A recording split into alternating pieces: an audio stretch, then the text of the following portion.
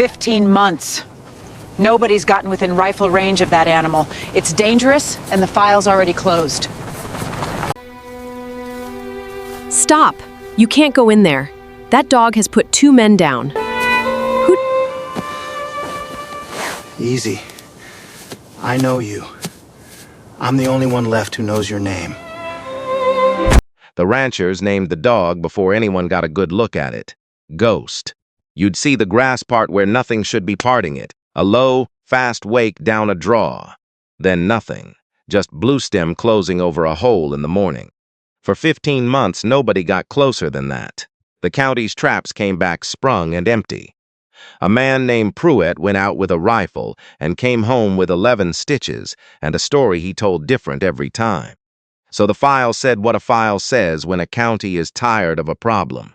Dangerous, unrecoverable, and it set a date. The spring burns, 6 days off, the morning they'd light the hills east of Cottonwood Falls and leave that dog nowhere left to hide. Nobody planned on the truck at the gate. It was old, it idled rough, and the man behind the wheel had been there since before light, his hands resting on a leash with no dog on the end of it. 6 days from that morning, with the grass burning and the sky gone the wrong color. The animal the whole county had given up on would do the one thing none of them believed it had left, and the man at the gate would be the only one who wasn't surprised. That Tuesday had begun the way all his mornings began, which is to say early and without noise. Wade Calloway woke at 5 without an alarm, the habit too old to break, 20 years of it worn into him like a groove in a stair. He made the bed with corners. He set his boots by the door, heels squared to the wall. On the small kitchen table sat a single cup of black coffee and a leather leash. Hand-braided, the color of a saddle left out in the weather, a brass plate riveted it into the handle gone soft and unreadable in the low light. He turned it over once in his fingers, the way another man might check that his keys were in his pocket. And then he slid it into the breast pocket of his shirt, where it rode against his chest the rest of the day.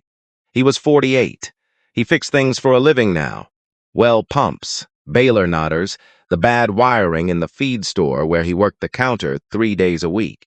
People in town knew him as the quiet fellow who could get a stubborn engine to turn over, and who never said more than the work required.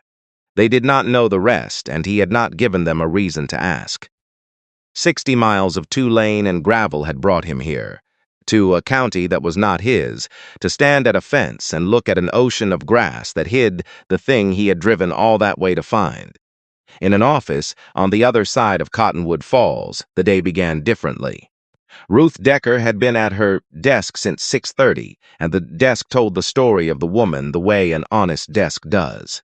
Reports squared into stacks. A county map with grease pencil marks where livestock had gone missing or stock had been found spooked.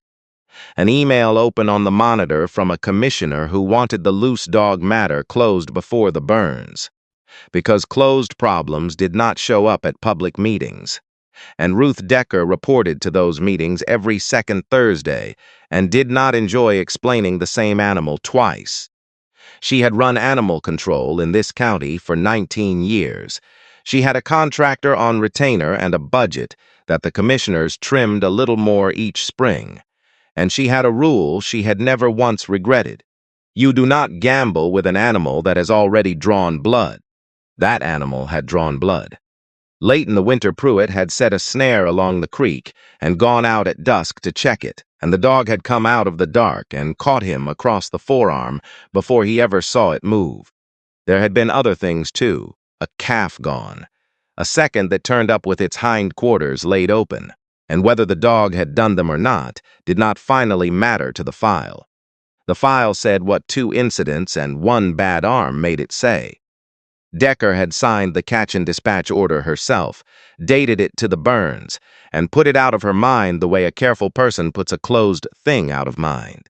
So when the new man started showing up, at the feed store, at the diner, at the gate of the Hadley pasture before anyone else was awake, she heard about it before she met him, and she had already decided what he was. A dreamer. The county got one every so often. A retired trainer had come up from Wichita in the fall, all certificates and confidence, and had left after 3 days with the brim of his hat chewed and nothing to show. If a professional could not put hands on the dog, a handyman in a 20-year-old pickup was not going to. She was not wrong about much. She was wrong about him. Wade did not try to catch the dog. That was the first thing, and to the two men who watched him from a stock trailer half a mile off, it made no sense at all. He found where the animal came down to water, a green seep at the foot of the draw where the cattle had cut a muddy apron, and he did not go to it. He sat a long way off, downwind, on an overturned bucket, and he drank his coffee, and he waited, and after an hour he got up and left. He did that the first morning. He did it the second. On the third, he had moved the bucket 40 feet closer, and the dog had let him. He never reached. He kept his hands open on his knees and his eyes soft and aimed at the grass beside the animal rather than at the animal itself. He talked low, not to be heard so much as to be a sound that meant no harm, the same handful of words in the same flat register. And on the fourth morning, when the dog stood at the seep with its head up and its weight already shifting to bolt, Wade said one word that was not English.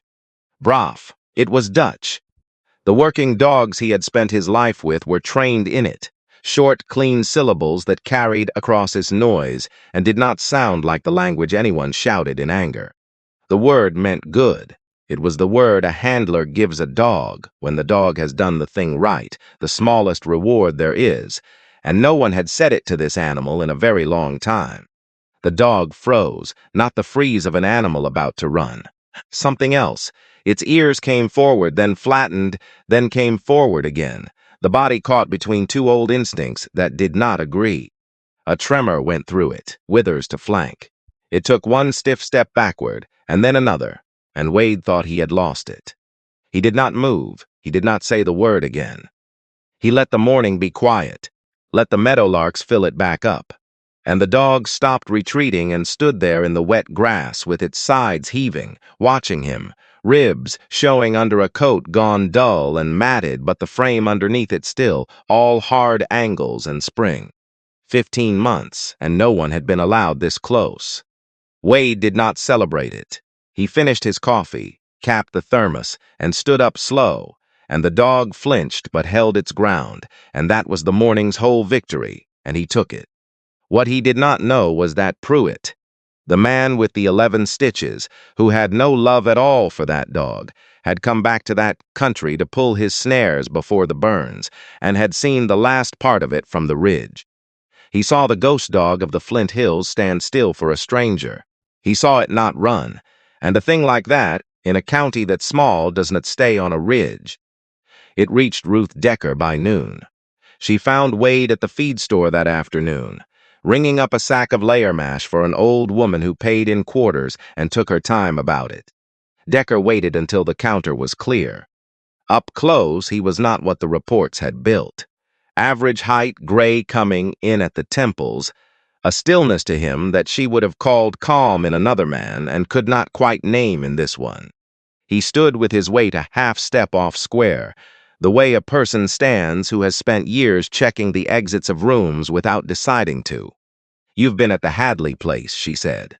"Not a question. I have. That animal put a man in the clinic. I've got an order on it, signed and dated, and I'd hate for a bystander to get hurt because he didn't understand the situation." She let that sit. "Who are you?" Wade set the old woman's quarters in the till and slid the drawer shut, and for a moment he looked at Decker with an expression that gave her nothing. Not defiance, not apology, just a man deciding how much of a true thing to hand over to a stranger. "Somebody who's worked with this kind of dog before," he said. It was not a lie. It was so far from the whole of the truth that it would have made the men who knew him laugh, but it was not a lie.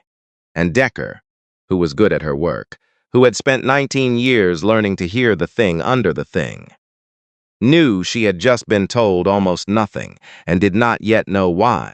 The fifth morning it rained, a thin, cold spring rain that came sideways off the prairie and beaded on the wool of Wade's coat, and the dog came down to the seep anyway. Wade had learned by then to read the animal the way he had once read a page of a working dog's daily log, looking past what it did to why it did it. It did not range at random. It held a line. Every morning it came down the same draw and stopped at the same lip of high ground above the water, and it would not drink until it stood there for a slow count, and looked east, and looked west, and read the wind. It favored the right hind leg a degree, not a limp, just a hair of weight kept off it, an old thing, the kind of soft tissue memory a dog carries from a bad jump onto a hard surface and never quite gives back. When a truck door slammed a half-mile off, the dog did not spook the way a feral animal spooks, all blind flight. It dropped, oriented to the sound, and waited to learn what the sound meant before it decided anything. That was not fear. Wade had seen fear in dogs, and this was its opposite. This was a thing that had been taught to assess, holding a perimeter that no longer had a center, guarding a post no one had told. It had been abandoned. The town had decided the animal was vicious because the animal had hurt a man. Wade looked at the same set of facts and saw a dog doing, badly and alone, the only job it had ever been given. He should have come sooner. That was the part that sat on him as he drove the gravel back each morning. He had let himself believe a thing because the believing was easier.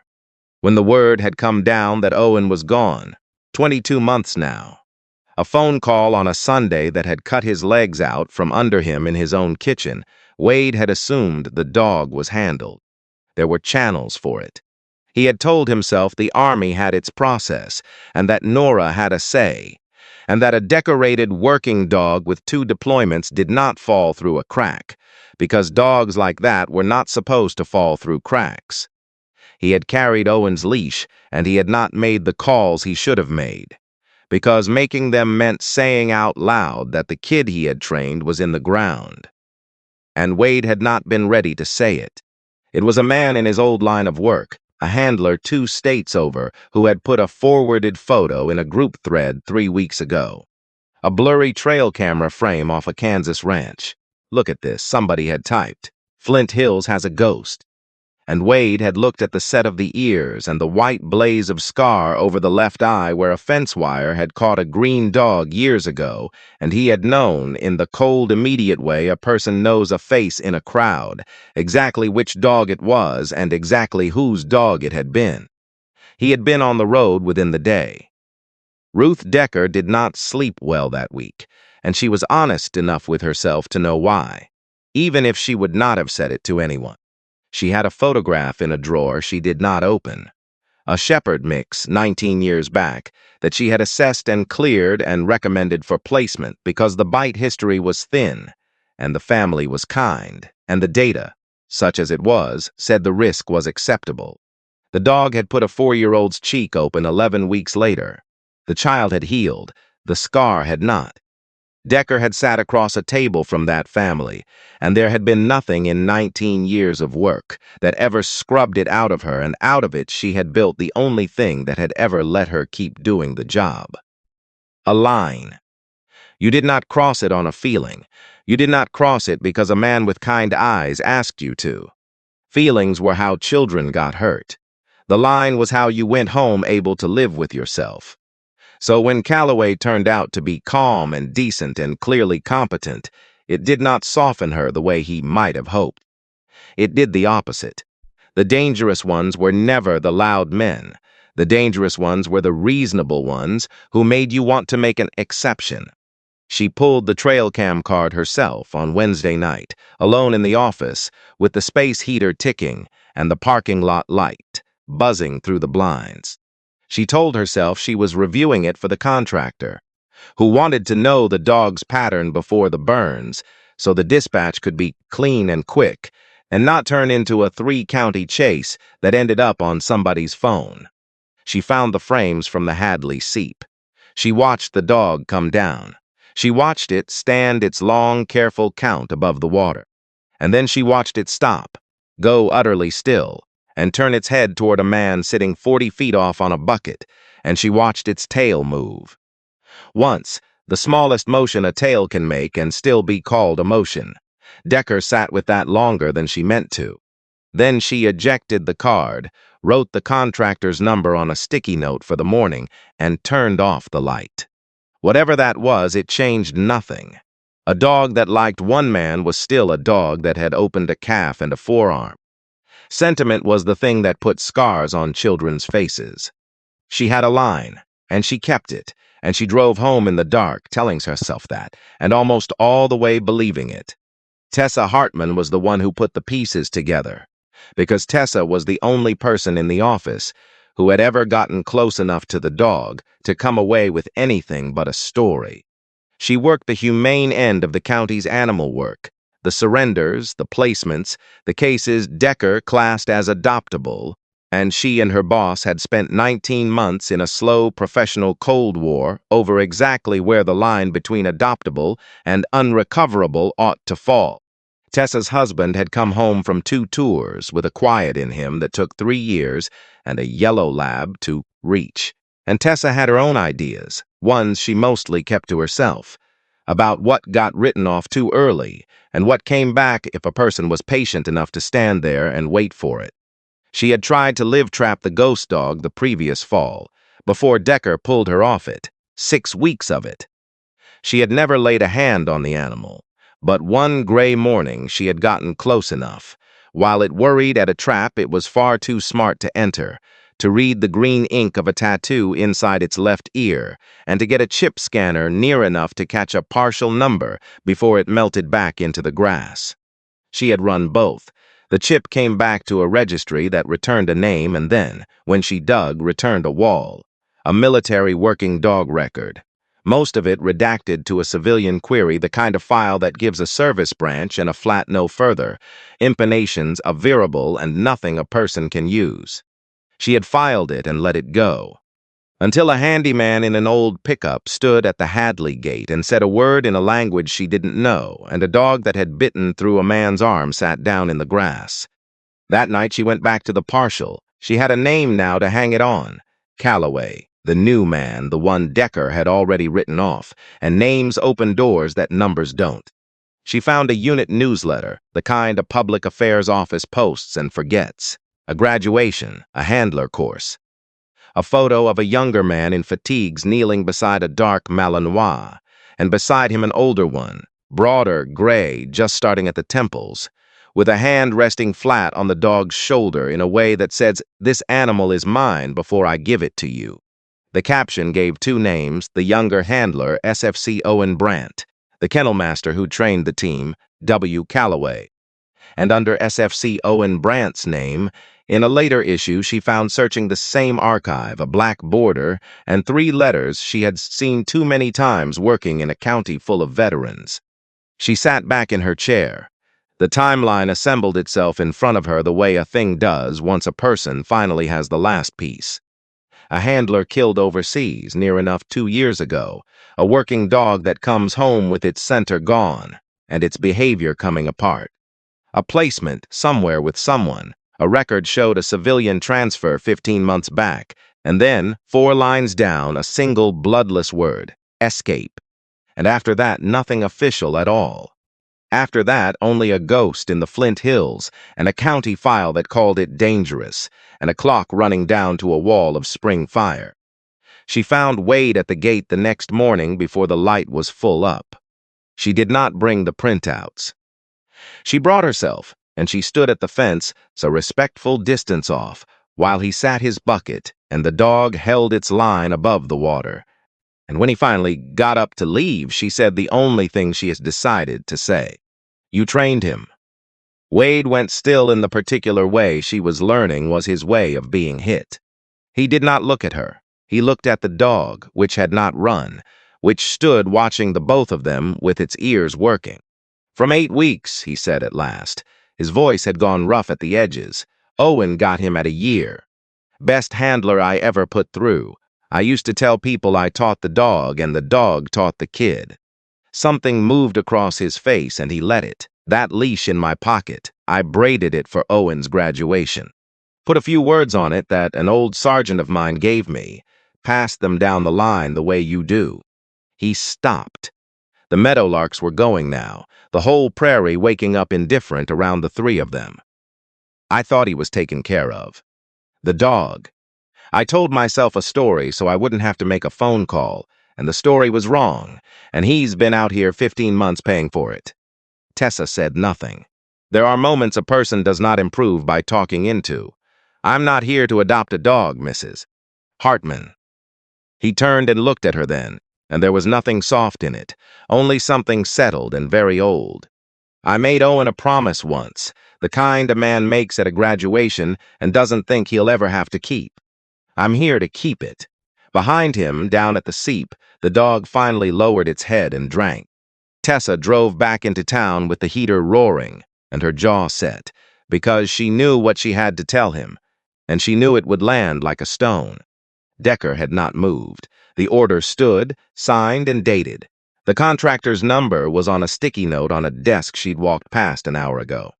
And the burns, the great spring fire that would take the last of that dog's cover and flush it into the open where a clean shot was an easy thing. The burns were now 4 days out. Wade did not argue with Ruth Decker, because he had learned a long time ago that a person does not move another off a line by pushing on the line. He gives them a way to keep their footing while they step. He came to her office on Thursday, hat in his hand, and he did not ask her to cancel the order. He asked for one thing she could grant without surrendering anything: a controlled evaluation, a fenced lot, her people, her terms, her contractors standing by with everything he'd bring to the burns. If the dog could not be handled safely under those conditions, Wade would drive home, and she would never hear from him again. He said it the way he had once briefed a colonel: short, sequenced, no adjectives, every contingency already accounted for before she could raise it. Decker noticed that. She noticed it the way a person notices another is left-handed, a small fact filed away, not yet useful. "Why would I put my people in a pen with that animal?" she said, on the word of a stranger. "You wouldn't," Wade said. "You'd put them outside the fence. I'd be inside. The only person taking the risk would be the one asking you to take the chance." She gave him Saturday morning, the morning before the burns. She did not give it to him because she believed him. She gave it to him because the commissioner wanted the matter closed, and a documented failed evaluation closed it cleaner than a dispatch in front of a man who would not stop coming around. She would let the dog prove her right, and then there would be nothing left for anyone to say. Tessa spent Friday on the phone. She called a veterinary behaviorist she knew at Kansas State, 2 hours up the road in Manhattan, a woman who had spent her career on exactly the question Tessa and Decker had been quietly at war over for a year and a half: what a damaged working animal could and could not come back from. The behaviorist could not make the drive on a day's notice, but agreed to watch by video and to send her assessment in writing, on letterhead, which Tessa understood to be worth more in that county than any number of kind opinions. And she made one more call, because Wade had given her a name in an unguarded moment, and she had written it down. Master Sergeant Royce Aldous was retired now, somewhere in the hills of East Tennessee, and his voice on the phone was gravel and warmth in equal measure. Tessa told him only that she was calling about a dog and a man named Calloway, and the old sergeant was quiet for a moment, and then he laughed, low, like something turning over after a long time still. "Wade Calloway," he said. "Lord, is he in trouble or is somebody else?" She told him the shape of it. When she finished, he didn't say anything for long enough that she thought the call had dropped. "I'll tell you what I know," Aldous said finally. "I taught that man, and then for 20 years that man was the best kennel master the program had, and the reason was he never once believed a dog was finished.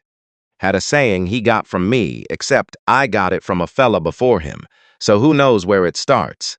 A pause, and she could hear him deciding whether to give her the rest. "A good dog always comes back from somewhere. Your only job is to be standing there when he does." Wade put that on every leash he ever braided. If he braided one for the Brant boy, and that dog still wearing the man who carried it, the old voice thickened and steadied. "Then you do whatever you have to do, ma'am, to let him stand there. You understand me?" Tessa said she did. She asked him to put it in writing, too, and he said he'd have his granddaughter type it up. He never could work the email. Saturday came in still and gray, the kind of prairie morning that holds its breath before weather. They used the Hadley Corral, sound panels lashed along the rails, Decker's 2 officers outside the fence, and the contractor at the gate, with a long gun he made a point of not putting away. A handful of others had come, word travels, and stood at a distance along the road. Tessa set a phone on a tripod, framed on the pen, the little red light steady, the behaviorist watching from 2 hours north. Wade went in alone with nothing in his hands, and the braid riding in his breast pocket where it always rode. The dog came off the far rail hard, the old warning starting low in its chest, and for a moment everyone outside the fence understood exactly why there was an order with this animal's description on it. Wade did not retreat and did not advance. He lowered himself to one knee in the dirt, which made him smaller and slower, and put his throat a foot closer to a dog that had opened a man's arm, and the contractor at the gate said a word under his breath and shifted his grip. "Zit," Wade said. "Sit." Flat, unhurried, the Dutch landing soft in the gray air. The dog's haunches twitched, a flicker of something underneath the fury, a circuit completing against the animal's own will, and then the warning came up again louder and it did not sit. Wade let it be. He didn't repeat the command sharper, the way a man trying to win would have. He waited, breathing slow, his open hand drifting to the breast pocket of his shirt and drawing out the worn leash, and he laid it on the dirt in front of his knee where the wind could take the smell of it across the pen. The dog stopped. It is one thing to be told a story about a dog. The people along the road, the officers at the rail, the woman watching a screen in an office 2 hours north. They had all been told the story. What they watched now was the dog cross the pen, one stiff step at a time, hackles still up, and a tremor running the length of it, and lower its nose to a braided length of leather, and go to pieces over it so quietly that it was worse than any noise. The big animal's legs simply folded. It lay down in the dirt with its muzzle against the leash, and it made a sound none of them had heard from it, a long, broken exhale that had a whine threaded through it, the sound of a thing setting down a weight it had carried so long. It had forgotten. The weight was not its own body. "Braff," Wade said softly. "Good. Braff, Echo." It was the first time anyone in that county had heard the dog's name. He did not touch it yet. He knelt in the dirt beside it and let it have leash, and after a while, when the trembling had eased, he laid one flat hand on the dog's shoulder, the way the kennel master had in a photograph 7 years and a lifetime ago. "This animal is mine before I give it to you." And the dog leaned its weight into him and let him hold it. Down the rail, one of Decker's officers had taken his hat off without seeming to know he'd done it. If a person has ever stood at the edge of a thing like that, a thing they were sure could not happen, happening anyway, 10 feet in front of them, then they know there is no good way to make the moment smaller than it is, and the people at that fence did not try. The behaviorist's assessment came by email that afternoon, and the words mattered less than the letterhead, though the words were good. Tessa printed it. She printed Aldous' statement too, the one his granddaughter had typed, and she clipped to it a thing she had found and could not stop thinking about. That there is a federal law, Robbie's Law, more than 20 years on the books now, that says the military working dogs who serve their country are supposed to come home to handlers and families and police departments when their service ends, to be adopted, to be retired with the thing approaching honor. Not auctioned, not abandoned, and never, the way she read it, run down in a burning field by a county contractor because a system lost track of one of them. By every right that mattered, she thought, Echo should never have been a stray at all. She brought all of it to Decker before the light failed. Ruth Decker read every page. She was not a careless woman, and she did not pretend the pages were nothing. She set them square on her blotter, aligned the edges, and she looked at them for a while. "He braided the leash," she said. "He trained the dog. He cared about the handler who died." She looked up at Tessa. Do you hear what you're describing? That's not an objective evaluator. That's the one man on Earth who cannot be objective about this animal. Of course, the dog lay down for him. The dog would lie down for him if it had bitten 10 men instead of one. That tells me how much it loves him. It tells me exactly nothing about what it does to the next stranger who reaches over the wrong fence. You watched it lie down, Ruth. I watched a dog respond to its handler. I've watched 1,000. I have also watched the 11th week. She squared the pages again, though they did not need it. One good morning is not a temperament. It's an anecdote.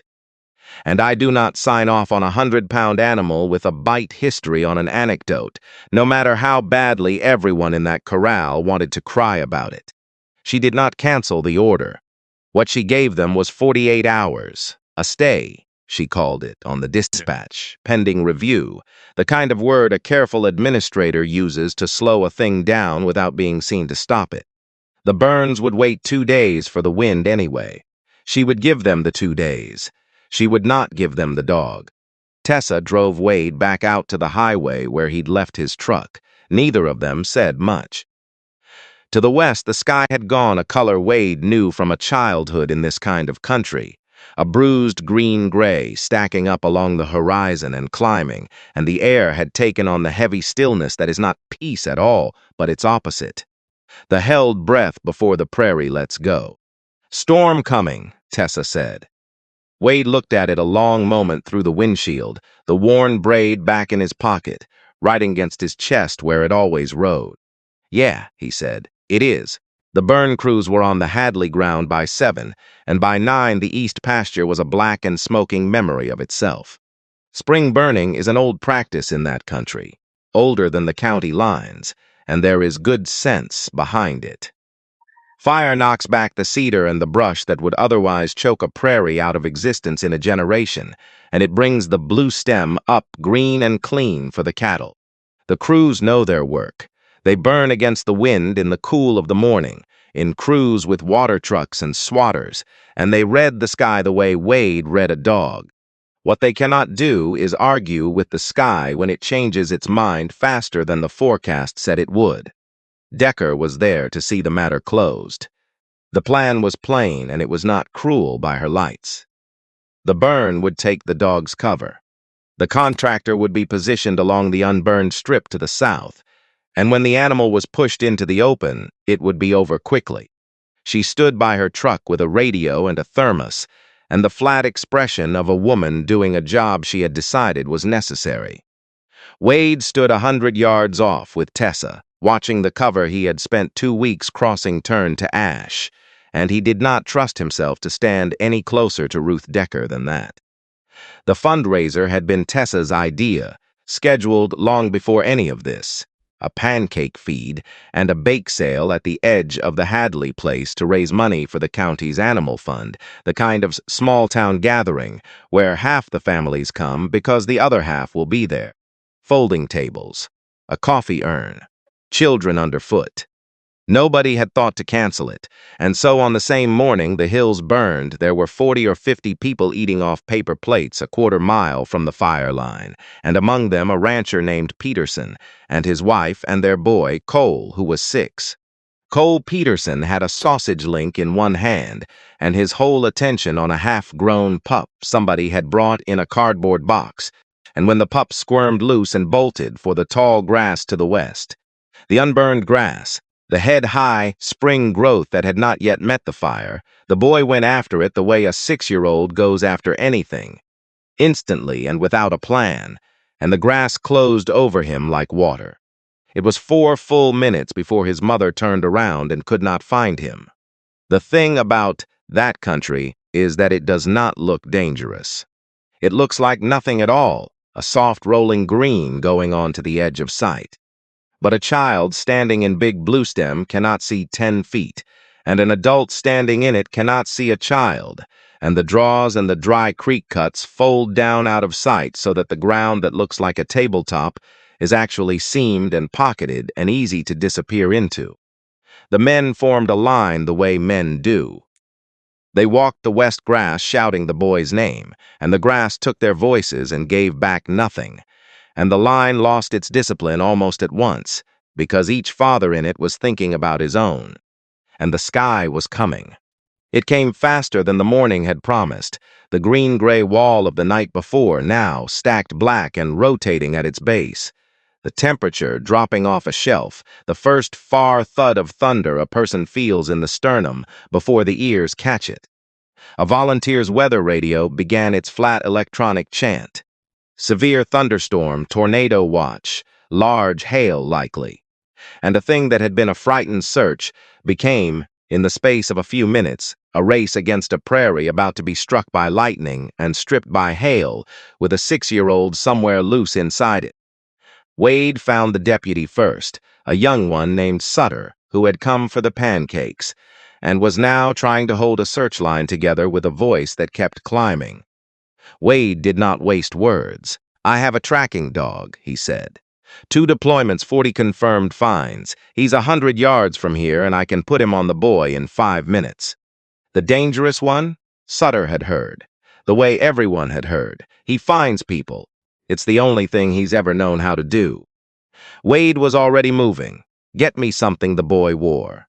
A jacket, a car seat, anything that hasn't been handled by the whole county. Decker reached them before the jacket did. She had crossed the ground at a near run, and there was fire in her now where the morning had been all flat procedure. "You are not putting that animal in a field full of children and panicked people," she said. "Absolutely not. The liability alone." "Ma'am." Sutter was 26 years old, and he had a missing 6-year-old and a tornado watch, and he made the call that a man makes when the clock is the only thing in the room that matters. "I've got a child in that grass. If this man's dog can find him, the dog goes in. You can write me up after." Wade brought Echo out of the panel trailer on the braided leash, and the dog came into the noise and the smoke smell and the dropping pressure, and Wade watched it understand. Watched 15 months of feral wariness and 7 years of training arrive at the same place at the same time.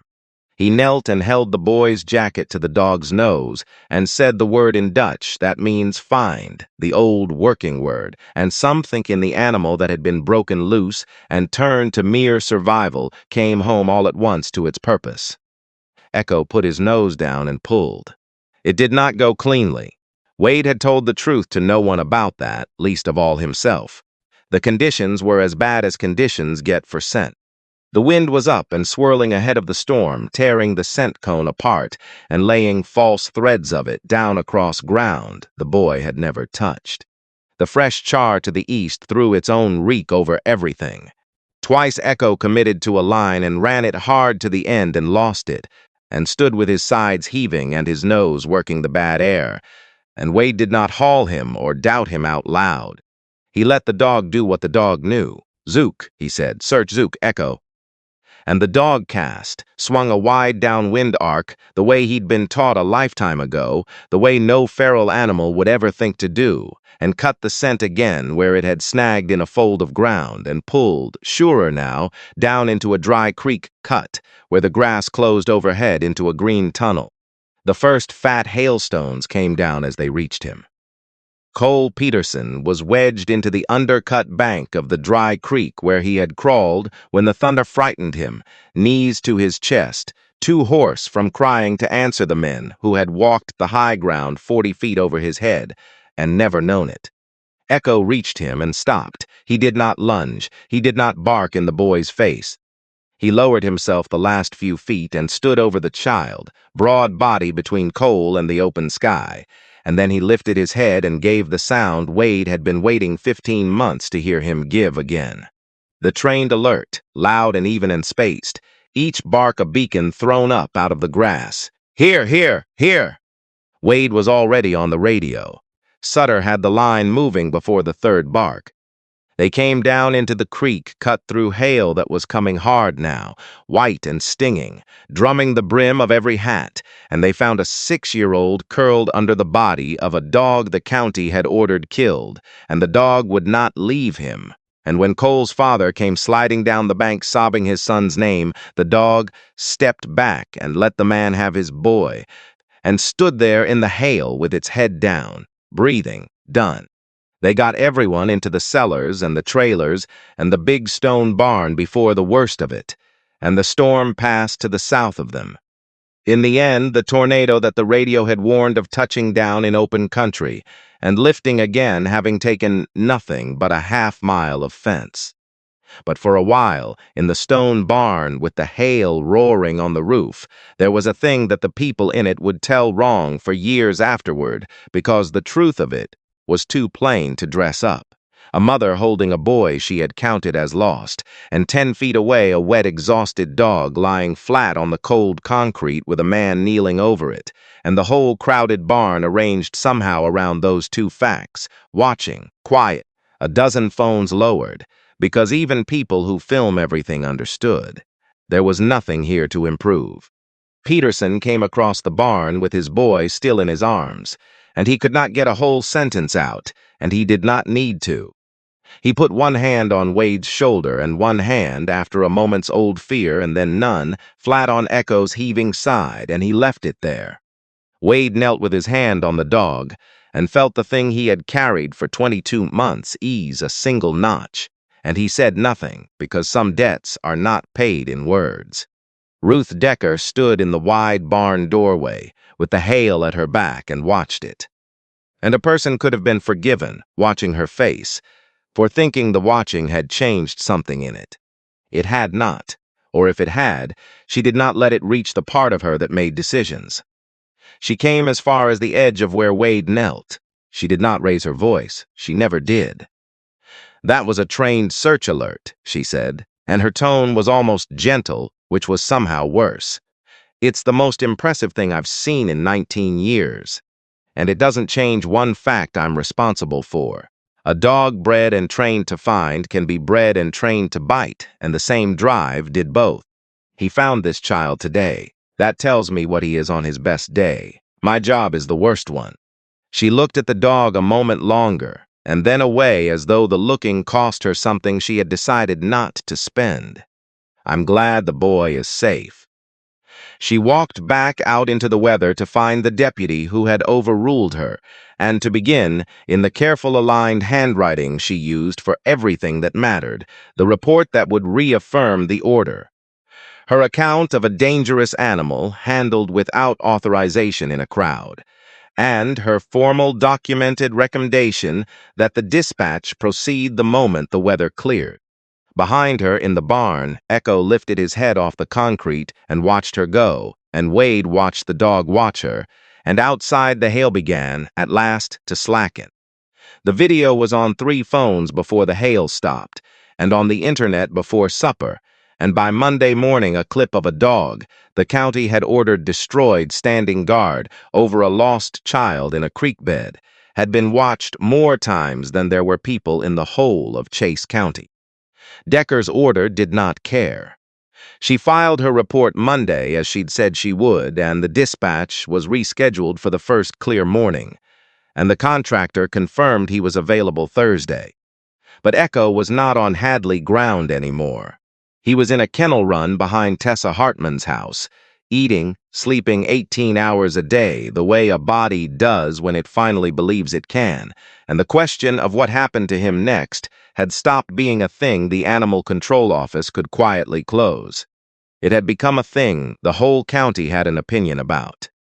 And in that county, the place a person took a thing the whole county had an opinion about was the second Thursday meeting of the Board of County Commissioners. In the basement of the courthouse, under fluorescent light, with foldings, chairs, and a sign-up sheet for public comment. Wade put his name on the sheet. He was not a man built for podiums, and everyone who knew him by now understood that, which was exactly why the room went quiet when he stood. He had a single manila folder. He set it on the lectern, and he did not open it, because he had it by heart the way he had once had 100 briefings by heart, and he talked to the 5 commissioners the way he'd talked to Decker in her office. Short, sequenced, no heat in it. He told them what Echo was, a military working dog, 2 deployments, 40 confirmed fines. 40 times this animal had found the thing that would have killed a column of men before it could. He told them about Robbie's law and what it said the country owed a dog like that, and he laid the behaviorist's letter and Royce Aldous' statement on the lectern without reading them aloud, because the people who needed to read them could. He did not say one word against Ruth Decker. He said only that the dog had been lost by a system, not by anyone in this room, and that the matter in front of them was simply whether a county that had just watched this animal save a child intended to put it down on a schedule. Then he sat, and the thing happened that he had not arranged and could not have, the thing that was never his to give himself. Peterson stood up first, with Cole asleep against his shoulder, and he was not eloquent and did not try to be. He said he had spent his whole life on that prairie, and he had walked 40 feet over his own son and not found him, and a dog the county called Dangerous had. He said, if that dog was dangerous, he'd take Dangerous. And he'd take it home today if they'd let him. But he understood it belonged with the man who'd raised it. He sat down. Then Deputy Sutter stood in uniform and put on the record that he had authorized the dog's use and would do it again, and that he had seen the animal stand over a child and choose, plainly and on purpose, not to be the thing the file said it was. Then a woman Wade had never met stood and said she'd been at the pancake feed with her grandkids, and she wanted to know since when did Chase County kill heroes. Then 3 more people were standing, and the chairman was asking folks to please keep to the 3-minute limit, and the basement of that courthouse had stopped being a hearing and become something with a current in it. Ruth Decker took her 3 minutes, too. She stood when they called her, straight-backed, her notes squared in her hand, though she barely glanced at them, and she did not give an inch. She told the board she had run their animal control for 19 years without a fatality on her watch, and that she had not done it by deciding cases on the strength of a good story. She said the word anecdote again. She said a dog that finds and a dog that bites are driven by the same engine, and that everyone in the room who was moved by Saturday was being moved by the find and choosing to forget the forearm and the 11 stitches and the calf. She said she had a legal and a moral responsibility to the next child, the one not in the room, the one a feeling like this one always forgot about until it was too late. And she said that she wished to have it entered in the official record that she advised against the transfer, in the strongest terms available to her, and that whatever this board decided, the recommendation of the Office of Animal Control was unchanged. It was in its way the most honest thing said in that room all night. She believed every word. That was what made it hard, and that was what made it sad. And a few of the people listening understood that they were watching not a villain but a woman who had built her whole life on a wall and could not now afford to find a door in it. The board voted 4-1 to transfer custody of the animal to Wade Calloway, subject to a behavioral hold and a fence inspection, both of which Tessa had the paperwork for already filled out. It did not end well for Ruth Decker, though it did not end the way a person hoping for it might have wanted either. There was no disgrace, there was only weather, the slow administrative kind. A donor who funded a good part of the animal control contract read the county's name in the wrong sort of headline and quietly moved the money to a shelter 2 counties over. The commissioners, with the contract suddenly underfunded and a public that had just watched their animal officer go to the wall to kill a hero dog, did what boards do. They restructured. They called it modernization. They folded animal control under the sheriff's office, and they did not make Ruth Decker the person who ran it. She cleaned out her office over a weekend so there'd be no one to watch her do it. On her way out, the last Friday, she passed the front of the building where Tessa had brought Echo in for the fence inspection signature, and the dog was lying in a patch of sun on the worn linoleum, and it lifted its head and looked at her. She stopped, for a moment, one moment, and Wade, standing by the counter, saw it and never told anyone but Tessa. Her mouth opened as though there were finally a thing she meant to say. The dog watched her with no judgment in it at all, which is a thing only animals can manage. Then Ruth Decker closed her mouth, and squared the box in her arms the way she squared everything, and walked out into the parking lot, certain to the last that she had been the only one in the building willing to think about the child who wasn't there. Wade watched her go and felt no triumph in it, which surprised him a little. He had wanted, somewhere, back in the worst of it, to win against her. What he felt instead, watching her cross the lot to her car, was the plain, tired sadness of a thing that did not have to go the way it went. He nodded once, to no one, and crouched down, and put his hand on Echo's shoulder, and that was all. Second watch started small, the way real things do. It was Tessa's name on the founding paperwork, and Wade's on the training side, with a memorandum from the veterinary program at Kansas State, and a contact at the regional VA who had been waiting years for someone local to call. The idea was nothing fancy. Retired and washed out working dogs on one side, veterans carrying the kind of quiet Tessa had spent 3 years reaching in her own husband on the other, and a patient hand standing between them long enough for each to recognize the other. 50 pairs the first year was the number they wrote down, and privately Wade thought it was optimistic, and privately he meant to beat it. He brought Echo home to the place outside Cottonwood Falls, and the first weeks were not the soft landing the people who had shared that video might have imagined. A dog does not unlearn 15 months in a fortnight. Echo paced the dark hours. He would wake from something Wade couldn't see and stand rigid in the middle of the kitchen, ears back, hearing a creek bed or a warehouse or a Sunday that had taken his handler from him, and Wade learned not to reach for him in those minutes and not to speak too much. He'd just come and lower himself to the floor a few feet off, his back against the cabinets, and be a quiet sound in the dark that meant no harm. "I'm here," he'd say once, and nothing else. It cost him sleep. He paid it the way he paid all the debts he counted real. By the 4th week, the dog slept through more nights than not. By the 6th, he had started leaning his weight into Wade's leg in the evenings, the way Owen had once described in a letter from a place he wasn't allowed to name. "He leans on me, like he's checking I'm still standing here," Owen had written, and Wade had not understood it until now. It was at a second watch session in the K-State Extension Hall that the dog did the thing Wade would remember longest. There was a man named Cyrus Boyd, 3 tours, who came every week and sat by the wall and said almost nothing to anyone. Echo walked past 4 other people to get to him and lay down across his boots and stayed. Cyrus sat with his hand on the dog for a long while. "He's not waiting for me to say anything," he said finally to no one, in a voice rough from how little he used it. "First thing in 2 years that hasn't." Wade was across the room and did not come over. Some doors a man has to find on his own. The dog had only shown him it was there. Nora Brandt came in the fall, when the bluestem had gone to its deep autumn copper, and the light came long and gold across the hills the way it only does in that season. She had not been ready before.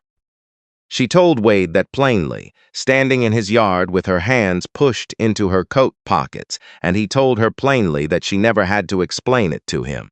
When Owen died, she had been 29 with a 4-year-old and a folded flag, and there had been a dog somewhere in a system she did not have the strength to fight.